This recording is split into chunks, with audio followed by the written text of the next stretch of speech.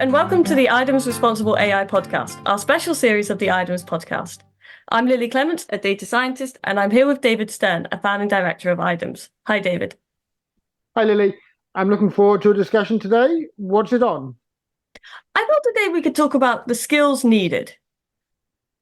Well, I guess it's a two-part question. Number one is, given that AI is becoming a lot more involved in the world, and we've spoken in previous podcasts about the transformation of jobs that we'll see, and we spoke a little bit about the education system as well. So given these transformations, it feels like we need a new set of skills. We spoke before, I think in our education podcast, we spoke about how actually you're not going to be assessed on your ability to write anymore, but instead you should be assessed on your critiquing.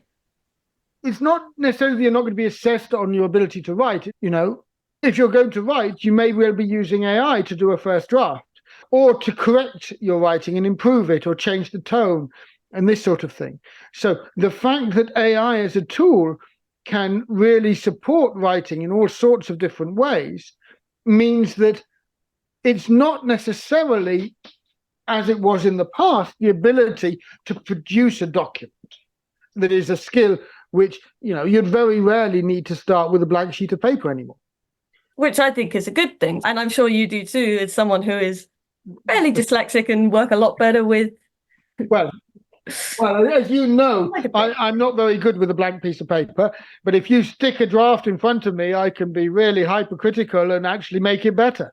And that's a skill which I hope is one which is going to be important. This ability to add value is one where I think actually that's a really positive element. I hope the skills that we're going to need in the future are going to be the added value skills. And this is really exciting. So my second part of the question was going to be, do I mean needed? I pondered over this. Do we mean needed? Maybe it's developed. Is exactly the point. Some people like to talk about the utopian futures where work will no longer be needed. And, that would be an amazing achievement for us as a human society, that people don't need to work. Wow, what a pinnacle of society that would be. But that doesn't mean people wouldn't want to work. I was going to say, I don't know what I'd do. It's not just you, as you well know. My father is slightly past retirement age, and he doesn't need to work. He's retired before and then decided... I believe he's retired before and then come back. Well, he sort of officially retired, but he never stopped working because the work that he does adds value to his life, and he adds value to the work. And it's that element of actually going beyond need towards actually added value. I love the term added value. If the jobs of the future aren't about what we need, but they are about added value, then that's fantastic. Let me give a really simple example. Sure. The theatre. In the past, historically, the theatre was sort of needed as a way to communicate storytelling in different ways to an audience. Quite a long time ago now, the idea of the movies came up. And you don't need the theatre because you can have storytelling in a film. You can have the same ability. And in fact, you have extra things which you can do, which you couldn't do in the theatre, which are possible in a movie. But that doesn't mean that theatres shouldn't exist. And it certainly hasn't made them any less successful now.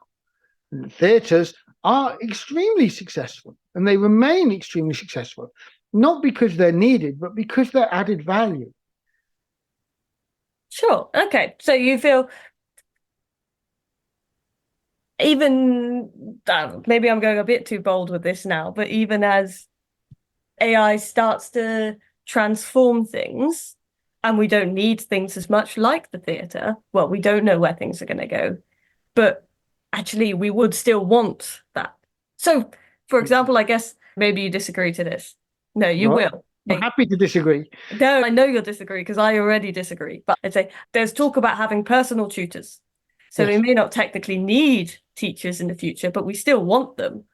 But Absolutely. then I feel maybe we do still need them as well anyway. Well, no, I think this is a really important point. The point is there's already a lot of people who are homeschooled. So homeschooled people don't have teachers in the same way. This isn't big in the UK, but there are people. But in Canada, this is huge. Homeschooling is huge. And it's a wonderful thing. So imagine that if you think about the role that school plays, you don't need to go to school. You can be home tutored as long as you go through and you do the work. Imagine that actually going to school was all about the added value. Now, think about this for a second. For one, there's all sorts of complications that spring to mind for this from a societal perspective. But think about the fact that if you had your situation where your school was really considered added value for various different reasons, and your teacher interaction wasn't needed but was added value, I think teachers would enjoy that. Imagine that you could, as a teacher, not worry about all the admin, because that's going to happen whether they come to school or not. Even spending time in the classroom or whatever it is, attendance, that's okay, that's all automated.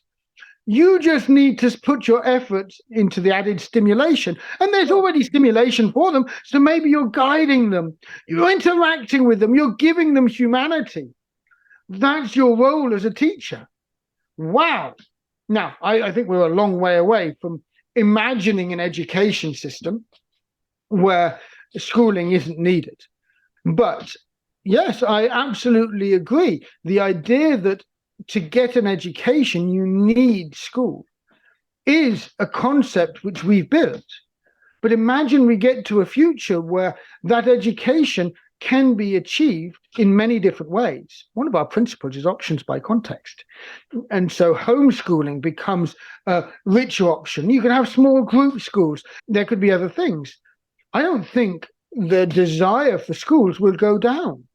On the contrary, I think schools will become a better and better place to be, because the people who are there because it adds value, not because it's needed. And that is an incredible thought.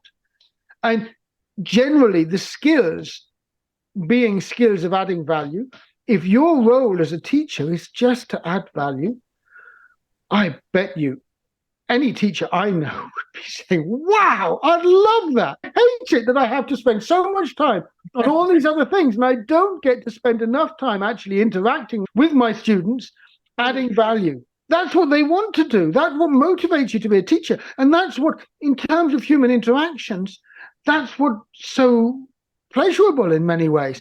And teachers would get up in the morning and want to go to work because that's what their role is. It reminds me of someone who I know who is a maths teacher, but she has no training in maths at all. She's actually got a background in psychology, and she's a maths teacher to the lower sets. And she said it's much more about psychology at that level than it is about maths, because it's about giving people that motivation. And imagine that was her role, rather than her role to be, actually also making people turn up and so on, marking their work. All of those things are things which AI, not just AI as we currently have it, but the idea of AI in the future could take on and could ease our work in ways that we as humans could focus on the added value. I believe theatre is something where, if you think about it as added value, I would love to see the fact that actually we could see small theatres growing all over the country, all over the world, because people actually have the time and the resource and the ability to prioritize that. That would be a fantastic outcome if that was the outcome that happened. And a big part of that relates to the fact it isn't about AI. It is about what we have in terms of an economic system to stimulate jobs that people want to do. And I think it's a really interesting indicator. I wonder whether anyone's done an analysis, if there's any people interested in academia who want to go out and do a study. I wonder about the number of local theatres as an indicator for societal progression. I know in the UK, there's been a tendency for local theatres to shut recently. So I would argue that that may be, if the hypothesis is correct, that means that actually, as a society, we're more stressed, we're more stretched, we have other things taking our time. And so we're not appreciating that coming together around a common experience, which is a very human experience. And that could be seen as being, well, this is the internet shutting them down. But the simple truth is, people love the theatre. And if you can afford it, it is an experience that is enjoyed. And it is different from consuming things on your device and so on. And so this idea of actually, I wonder whether there are places in the world where local theatres are sort of growing at this point in time. And I wonder whether that would be an interesting societal indicator. Because if you had more time, if you had the resources to be able to afford it, I think the theatre is an example of something where whatever else you have, going to the theatre is an experience that people would value.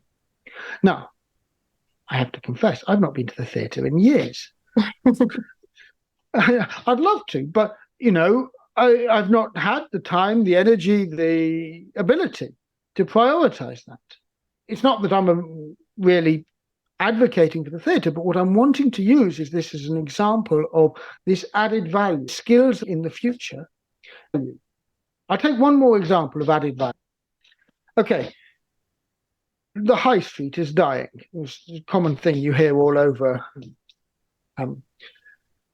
And it's dying, and this is very sad in all sorts of different ways. And one of the reasons it's dying is because of internet shopping. If you want something, if you need something, you no longer go to the high street to get it. You're generally going to go online. Now, think about all the sales jobs and so on, which are being lost because of that. Now, let's imagine an alternative future of added value. A good salesman, in the past, historically, actually got to know you, might have known you as a consumer and might have helped you with your decision-making. It might have become a personal relationship where you went to a particular salesperson because they got to know you and they helped you to get the right things for you. Imagine that future now, where actually you don't need to go to the high street, but somehow the high street is set up as a way to give you those personal interactions, which give you added value.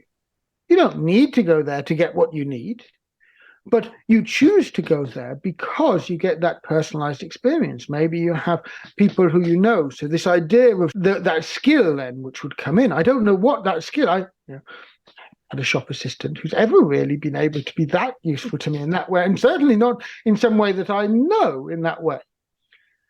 But imagine a future where actually that's the choices that people decide to make and the jobs that would create. Wow, what a sales job that would be, to get to know your customers, to go with them through life and to have those personal relationships and to nurture them. I wonder what that scenario and what that future could look like. The key point is these are positive jobs. These are jobs that people would want to do. And they're jobs that you don't need to do, but you are adding value. And that's what it all comes down to. And the key point to this added value is, well, of course, it needs to be paid for. So you need to have people who have the ability to make the choices which create these jobs. So a lot of this comes back down to, it's not really about the AI itself. A lot of the things we're talking about have nothing to do with real AI. Yes, you could replace these jobs by AI. And maybe when you replace them by AI, the consumer gets a better experience. But if the consumer's getting a better experience through the AI, that's because I think there's always going to be an opportunity for somebody to say, well, I can add value. I can use what the AI can do, and I can learn how to interpret it better and give you it in a way which will add value.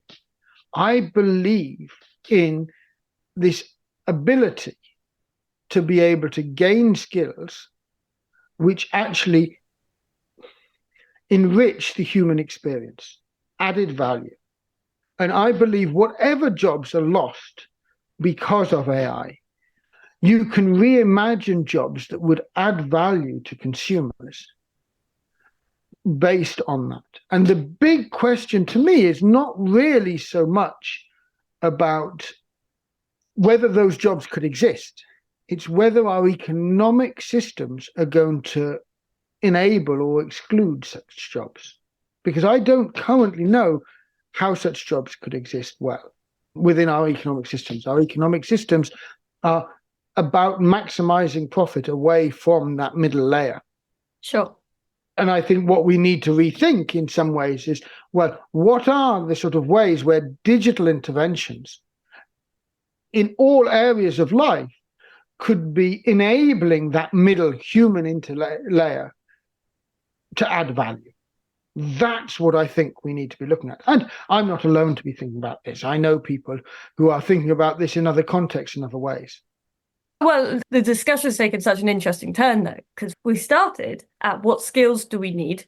Then, okay, no, are we going to develop or want? And then we went into, well, it depends how the jobs change because of AI. And actually, this discussion's gone a lot more in depth. Of course, I'm never going to get a checkbox list from you. Yeah, we're going to need less writing. We're going to need more critique. It's never going to be that simple. Well, but it's very simple. There's only one thing to checkbox. The skills you're going to need are going to be added value skills. Yes, great. So the skills about that human element of interacting, of not having to do those, I mean, I call them now robotic tasks. I wonder if we would have called them robotic tasks before, but, those monotonous tasks, I suppose, of admin, checking things over. We can have AI take a bit more responsibility for that. Absolutely. And I think one of the simple questions, and this is really appealing to me, but it's not clear that it's the route that will happen. There's a real possibility that through AI, we maximize away the need for jobs. And that leaves us with a really dystopian future where there are a few people who have jobs which are really well paid based on controlling what everybody else has access to and does and how they satisfy their needs. And that's an optimal, in many ways, society. It's one extreme where you actually have removed the need for many of these jobs, and therefore a lot of them disappear, and therefore a lot of people don't have jobs. That's absolutely possible. Scarier. And the jobs that do exist in that dystopian future, these are your jobs which I'm afraid there was the scandal around Facebook on creating these jobs in Kenya where somebody has to code up the illegal content so that the AI algorithm can identify it. That's not a great job. No, we need someone that can look at that human point of knowing this isn't something that we want to be. Yes, coding up. Actually, the AI might identify this as something that they think is a problem, and then somebody confirms, yes, you cannot share this. This has to be whatever it is. We've given some examples of that in the past, but the one that always sticks in my mind is this Kenyan employee who said the first thing that they had to watch was a video of somebody committing suicide while their toddler was playing at their feet. As the toddler sort of reacted to this as well, as just horrific. And, just imagine that's your job, to watch horrific things and confirm to the AI, yes, this is horrific. This cannot be uploaded. This needs to be moderated. Mm. And they're the skill that you need is quite different to that human or added value. I mean, obviously still adding value by... Well, exactly. And this isn't about adding value. This is just the nuts and bolts of making it work. I mean, AI systems are very human intensive. We have our dystopian future of the added value jobs and then the nuts and bolts jobs of... Sorry, the utopian future is we focus on the added value jobs, and the dystopian future is you just have your two-tier society, your nuts and bolts, actually behind the scenes making things work so that other people can not worry about them and AI just deals with it. You're an internal optimist, though, as you've said many times. I am. And I think that things going down the route of there's lots of different kind of future possibilities for us, and it will be very interesting to see what way things go, I suppose. Well, I suppose to me, as the internal optimist, a lot of this does come back to your original question. What are the skills we need in the future? If you look at that dystopian future, we don't need many skills. The whole point of that dystopian future is that it's a future in which actually most of the jobs are menial jobs, which you don't need many skills for.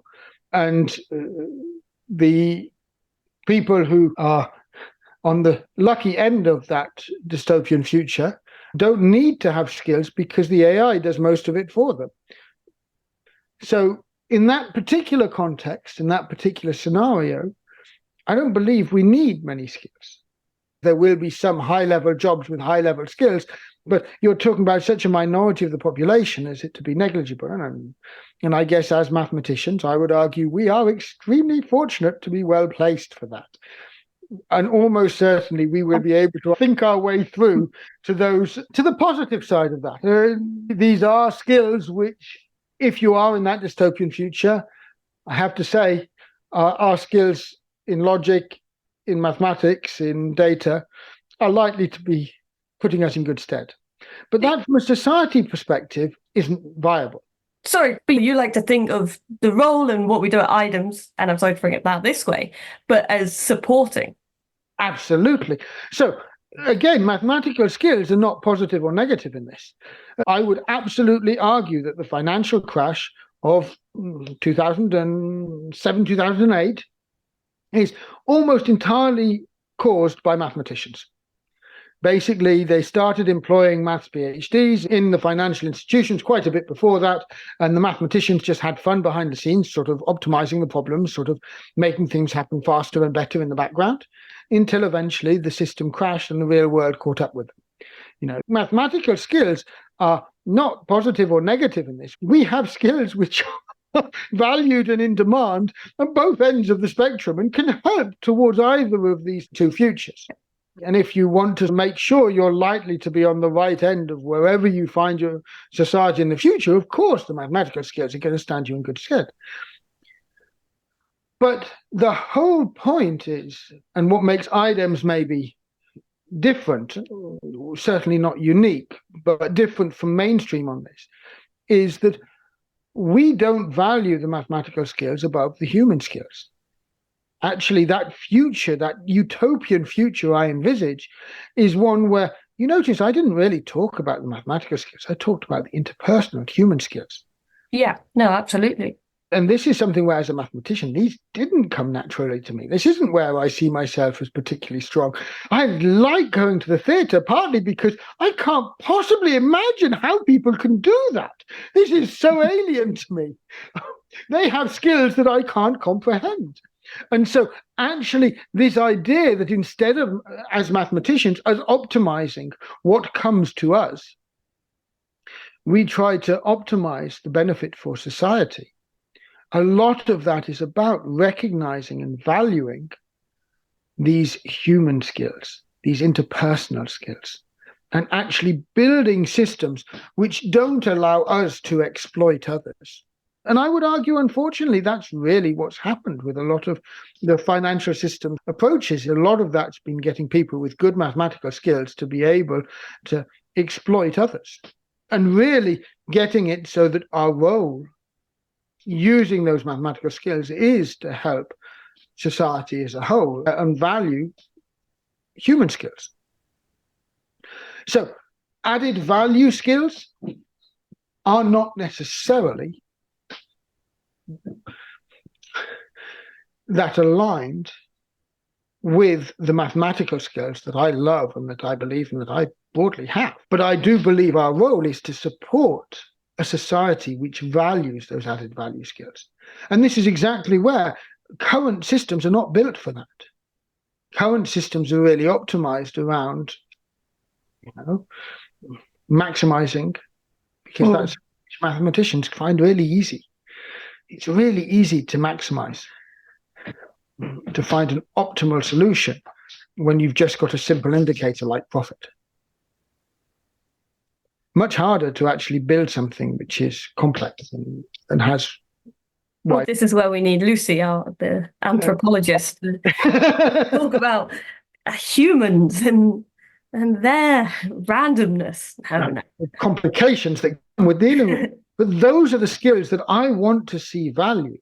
They are the skills which I believe, if we build the right structures, and I think this is it. It's not about one versus the other. I mean, certainly the mathematical skills are so important and so needed in a world that is data-driven.